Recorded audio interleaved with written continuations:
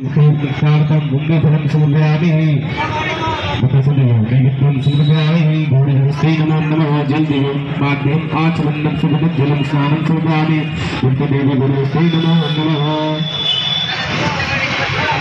पुष्पं समर्पयामि भूतदेवहस्ते नमो नमः पुष्पं समर्पयामि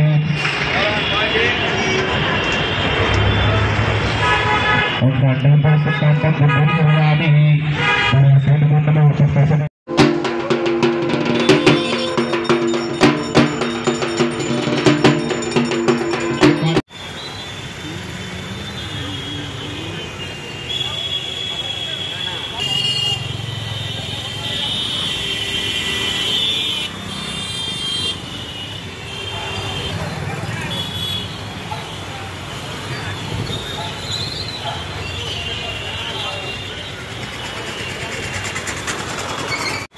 এই বছরে 9 বছর হচ্ছে পূর্ণ অনুষ্ঠান আছে। তো আজকে তো পুজো হলো, আর কালকে তো এমনি আমরা ভোগ আছে, ছোটো মোটো ভোগ সন্ধ্যাবেলা।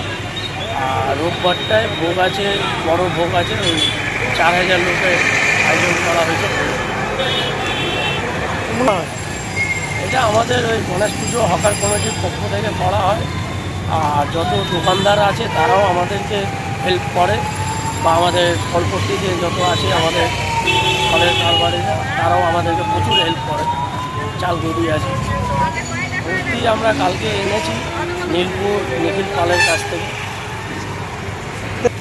উদ্যোগটা আমরা হঠাৎই আমরা ছিলাম, এই দাদাও ছিল, আমাদের সভাপতি আছেন এদিকে, আমাদের সভাপতি পুজো কমিটি।